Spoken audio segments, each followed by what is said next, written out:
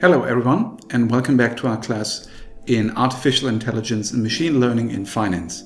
Now, in the last video, we looked at data pre-processing, and this is what we'll do here in this example. Actually, this is an example, the German credit data example, taken from the UCI machine learning repository. So you can actually download the same data set from the internet and try to go through the individual steps of this example yourself, and I would encourage you to do so.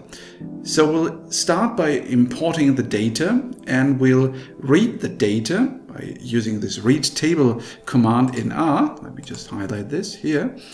And we are reading it directly from the internet website at UCI. So you can see UCI Edu, that's the UCI machine learning repository. We are downloading the data into a data structure which we at this point we call German credit. Makes sense to do so. And to get a first feeling of what German credit, the data sample, looks like, we simply use in the fourth line the command dim for dimension. And the dimension of German credit of this array is 1000 rows and 21 columns. So we have 1000 observations of, I guess, 21 variables. At this point, we're not so sure if the data consists of rows for observations and columns for the different variables. This at this point actually is an assumption, but we'll later see it makes sense that yes, we have 1000 observations for loans and borrowers, and we have 21 variables. Now, because of this data set having including a lot of features, we will first reduce the number of features to make them fit on one slide, just for expositional purposes. So you can actually have a look at all 21 variables, and in maybe your exercises you will see that you can also use additional variables, additional features for the purpose for which we are doing all this, that is forecasting default rates. But here for these slides we wanted to make it fit onto the slide. So we are first reducing the number of features. This is what we are doing in the last line. So we are just using columns 1 through 5 and 21. So we'll end up with just 6 columns, but we are keeping all the rows. So we're taking German credit, reducing it to columns 1, 2, 3, 4, 5, and 21, and then again writing it into our data array German credit. Now, to explore the structure of the data, we are using the command str for structure in R. And if we enter str for German credit, we'll see that this is a data frame. That's the type of object we have here with 1000 observations and 6 variables. Now the 6 variables are, as we've seen before, the columns 1, 2, 3, 4, 5, and then 21, and they have names which are given by V1, V2, V3, V4, V5, and V21. The first one is a factor variable. It has 4 levels: A11, A12, A13, and so on. Actually, because we only have 4 levels, it's actually A14, and you can see 1, 2, 4, 1, 1, 4, and so on. These are the first observations for this column. V2 is an integer with 6, 48, 12, and so on as first values. V3 is again a factor, now with 5 levels. V4 is a factor with 10 different levels, and so on. And most interestingly here, for V21, we have an integer that seems to only take on the values 1, 2, and again 1, 1, 2, and so it's probably a variable that looks like a dummy variable, but it doesn't really have a good coding, so we'll later have to switch that as well. Now, the str command, as I said, gives us valuable information at the very start of our analysis. We are seeing that it's a data frame that has 1000 observations, 6 variables, by construction, because we only cut out 6 columns from the initial German credit data frame. And features are of type factor and of type integer or type integer. Now the factors, these represent categorical or ordinal variables and have the advantage that category labels are stored only once. So this requires a lot less memory in your R working space, and this enables faster computations if, for example, in contrast, you would have used a float or an integer number. Now, the different values for the factors, they are referred to as levels. For example, for this first variable, v1, it has the levels a11, a12, a13, and a14. That's actually the way the data frame was coded and programmed. It doesn't really make sense in an economic way. We don't know what the levels are, what kind of variable this is. We need to find out what actually variable 1 is and what the levels mean. But as you can see here, this is the way how it's coded. And we can already see the first observations. So 1, 2, 4, 1, 1, 4. Those are the values of the first variable for the first 1, 2, 3, 4, 5, 6, 7, 8, 9. Actually, first 10 rows or observations.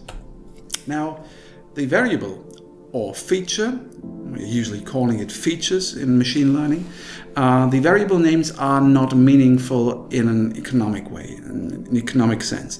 So it's a German credit data sample, so we would expect the names to be something like income, marital status, gender, maybe location, assets. This would make sense, but V1, V2, V3, we cannot infer what is meant with these variables. So we need, in the next step, we need to rename them. So to understand what is meant by variable 1, variable 2, and so on.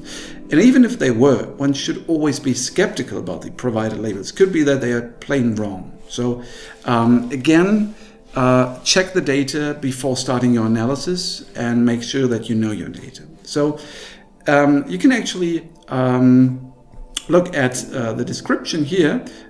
Here at the UCI website, there is a description of the variables. And if you look through the description, you will see that, for example, attribute 1, V1 is actually the status of the existing checking account. And the 4 levels, it's a very old data sample, it's in Deutschmark.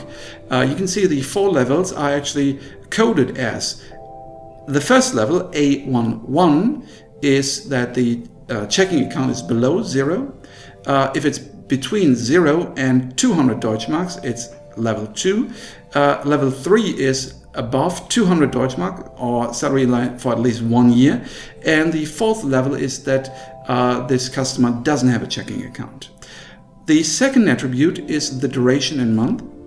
And most importantly, if we now switch to attribute 21, the last variable we cut out, actually here, this is V21, the 21st column, and this is V21 again. This is actually the rating. 1 is good, 2 is bad. So this is later on our outcome variable.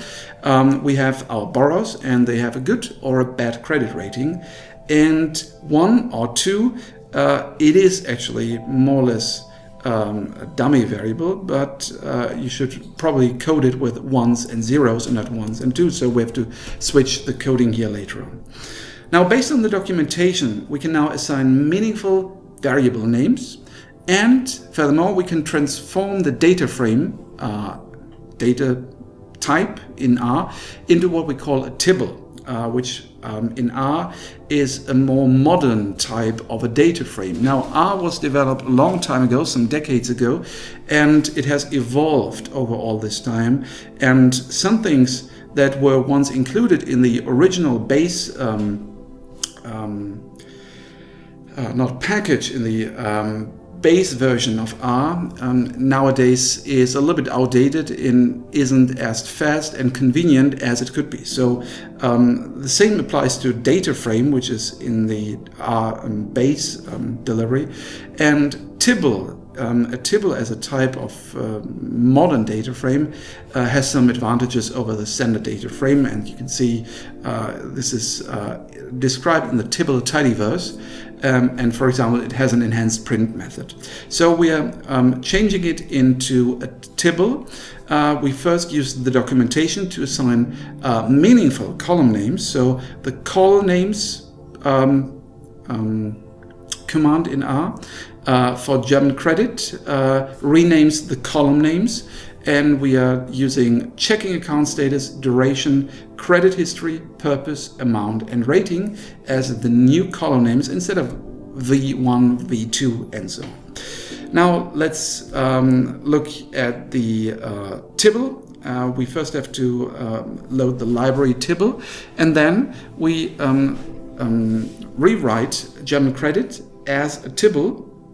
So we are taking German credit, which used to be a data frame, and with the command as tibble, we write it over German credit, and it's now a tibble. Let's print some first observations here. So if we print German credit, you can see it's a tibble with 1000 lines and 6 columns, and it starts with a factor, an integer, factor, factor, integer, integer. And for example, in line 6 here, you can see the first observation, which has A11 as the first factor, then 6 months, A34, A43, 1169, and this is a good rating. Yes, 1 is good. This is a good rating. And then you have the remaining 990 rows. Now, the first example is for analysis is summary statistics. This, I think I mentioned this in one of our previous lectures and previous videos. You should always have a look at the data itself, at some observations, but also have a look at the summary statistics, because the summary statistics, which will give you the mean, the first and third quartile, the median, maybe also the standard deviation and volatility and variance of the data. These summary statistics will give you a first impression of the sample, not just individual observations, but the sample as a whole, and you will see probably that you might have some outliers. You will see some, well, if you can see, for example, here with rating, the mean rating being 1.3, this shows you that most of these observations has a good rating, while only few have a bad rating. Otherwise, it would be closer to 2. Obviously, if you were to see the minimum not being 1, or the maximum not being 2, you would know that actually something's off, because the variable, this factor variable, is defined only to have observations with 1s and 2s, so something would be off. Now, as you can see here with the amount, this might be an outlier. 18,000 could be. Would have to check this.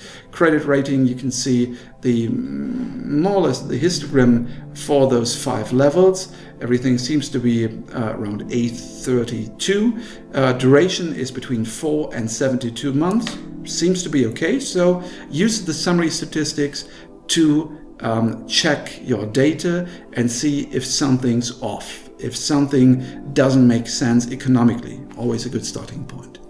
Now next, we need to transform the integer variables into numeric float ones, because we want to facilitate later processing of the data. If we use float numbers, this makes computations easier.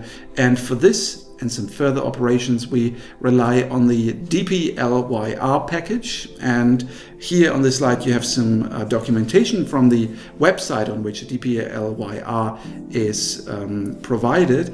It's a grammar for data manipulation, providing a consistent set of verbs that help you solve the most common data manipulation challenges. You can do all this in R without the help of this package, but this is much more convenient. For example, mutate is a function, is a command that adds new variables that are functions of existing variables. So you can use existing variables and you can simply add new ones that are functions in old ones. For example, if you need twice the amount, if you want to multiply the amount by 5, that could be one mutation of an existing variable.